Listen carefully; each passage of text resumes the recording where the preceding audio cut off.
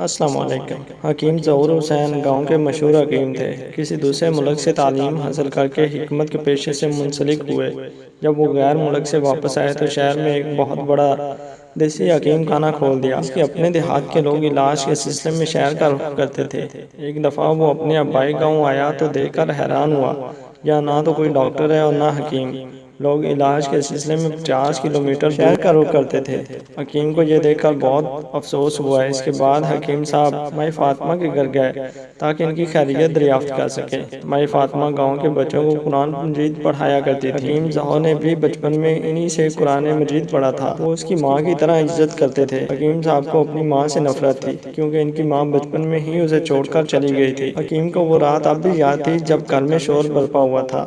وہ اس وقت 5 سال کا تھا جب اس کی ماں رات کے اندھیرے میں ایک سپاہی کے ساتھ بھاگ گئی تھی۔ وہ دل میں سوچتا تھا کہ یہ کیسی ماں تھی جو اپنے جگر کے ٹکڑے کو چھوڑ کر چلی گئی اور بعد میں اس کی خبر بھی نہ لی۔ اس کا باپ بیوی کی بے وفائی کی وجہ سے نیم پاگل ہو چکا تھا۔ ماں کے جانے کے بعد مائی فاطمہ ہی نے حکیم ظہور کی پرورش کی تھی اور اسے اپنے بچوں سے کم نہ سمجھا۔ جب وہ گھر کی دہلیز پر پہنچے تو وہاں پر ایک افسوسناک خبر ملی۔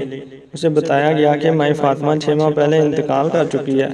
رات کو اس کی طبیعت خراب ہوئی تو گھر والے پریشان تھے کہ گاؤں میں تو کوئی ڈاکٹر نہیں۔ آدھی رات کو اسے شہر لے جایا گیا تو راستے میں ہی اس کا انتقال ہو گیا۔ ڈاکٹروں کے مطابق اگر اس کا بروقت علاج ہو جاتا تو اسے بچایا جا سکتا تھا۔ یہ خبر حکیم صاحب پر بجلی بن کر گری اور اس نے فیصلہ کیا کہ اب میں شہر کی بجائے گاؤں میں ہی اپنا دواخانہ کھولوں گا اور اپنے گاؤں کے باسیوں کی خدمت کروں گا۔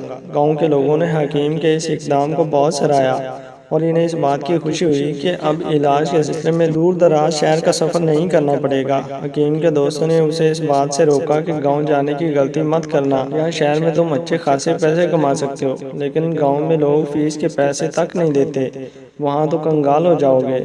مگر حکیم ظہور کے دل میں خدمت خلق کا جذبہ موجود تھا۔ اس نے اپنے دوستوں سے کہا کہ کچھ فیصلے نفع اور نقصان کو دیکھ کر نہیں کیے جاتے۔ صبح 8 بجے سے لے کر شام 7 بجے تک اس کا دواخانہ کھلا رہتا۔ غریب لوگوں کا مفت علاج کرتے اور ان سے کسی قسم کی فیس نہیں لیتے تھے۔ کچھ عرصے بعد حکیم کے دواخانے میں عابدہ نام کی ایک عورت آئی اور پیٹ درد کی شکایت کی۔ حکیم نے اسے 2 دن کی دوائی دی تو وہ واپس چلی گئی، مگر اگلے دن دوبارہ واپس آئی اور کہنے لگی حکیم صاحب پیٹ کا درد میری جان نکال دے گا۔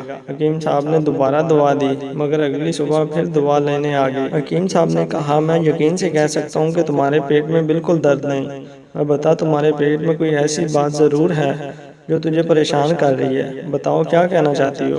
عورت نے کہا کہ شادی کے بعد مجھے اس حقیقت کا پتہ چلا کہ میرا شوہر مردانہ کمزوری کا شکار ہے۔ ڈاکٹروں کے مطابق وہ کبھی باپ نہیں بن سکتا مگر سب گھر والے مجھے لعن طعن کرتے ہیں۔ میرا شوہر کروڑوں کی جائیداد کا اکیلا وارث ہے مگر افسوس کہ اس کا کوئی وارث نہیں، مجھے اس کا وارث چاہیے۔ حکیم نے کہا اپنے شوہر کو میرے پاس بھیج دینا، میں کوشش کروں گا کہ اس کا علاج کر سکوں۔ عورت نے دوسرے دن اپنے شوہر کو حکیم کے پاس بھیجا تو معائنہ کرنے پر اس بات کی تصدیق ہو گئی کہ واقعی ہی وہ کبھی باپ نہیں بن سکتا۔ عورت تیسری بار حکیم کے پاس آئی تو حکیم نے کہا میں معذرت کرتا ہوں کہ تمہارے شوہر کا علاج ممکن نہیں۔ عورت کہنے لگی آپ اب بھی میری مدد کر سکتے ہیں، وہ باپ نہیں بن سکتا مگر میں تو ماں بن سکتی ہوں۔ یہ سن کر حکیم ششدر رہ گیا اور اس نے صاف صاف انکار کر دیا، مگر عورت نے دھمکی دی کہ میں کل دوبارہ آؤں گی، اگر آپ نے میری بات پر عمل نہ کیا تو بدنام کر دوں گی۔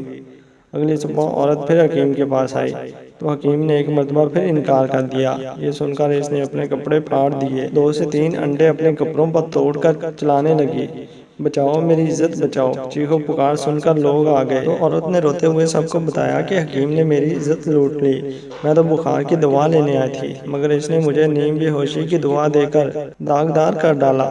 حکیم چلاتا رہا کہ یہ عورت مجھ پر بہتان لگا رہی ہے، مگر جب انہوں نے عورت کے پھٹے ہوئے کپڑے دیکھے تو حکیم کو پکڑ کر قبیلے کی برادری میں یہ فیصلہ ہوا کہ حکیم کو سنسار کر کے مار دیا جائے۔ سب گاؤں والے اسے پکڑ کر لے جا رہے تھے کہ ایک رئیس اپنے گھوڑے پر سوار ہو کر کہیں جا رہا تھا۔ اس نے قبیلے کے سردار سے کہا کہ میں یہ ثابت کر سکتا ہوں آیا عورت نے بہتان لگایا ہے یا یہ حکیم حقیقی طور پر گناہ گار ہے۔ اس نے حکیم کو ایک بہتی نہر میں نہانے کو کہا اور اسی نہر میں اپنے گھوڑے کو پانی پلانے لگا۔ گھوڑے نے نہر کا پانی پینا شروع کر دیا۔ رئیس نے چیخ کر کہا خدا کی قسم یہ حکیم بے گناہ ہے اور عورت نے اس پر بہتان لگایا ہے، میرا یہ گھوڑا کبھی بھی نجس پانی نہیں پیتا، اگر حکیم نے بدکاری کی ہوتی تو اس کی سمت سے آنے والا پانی گھوڑا نہیں پی سکتا۔ گاؤں کے باقی لوگوں نے بھی اس کی بات کی گواہی دی کہ اسی طریقے کی بدولت کئی بدکار نوجوانوں کو پکڑ لیا گیا تھا، جبکہ اس وقت گھوڑے نے پانی نہیں پیا تھا۔ مزید یہ کہ عورت کے داغدار کپڑوں کو گرم پانی میں ابالا گیا تو انڈے کی سفیدی ظاہر ہو گئی اور اس کی بددیانتی پکڑی گئی۔ حکیم کو باعزت بری کر دیا گیا، جبکہ عورت کو سزا کے طور پر گاؤں سے نکال دیا گیا تاکہ دوبارہ کبھی کسی پر بہتان نہ لگا سکے۔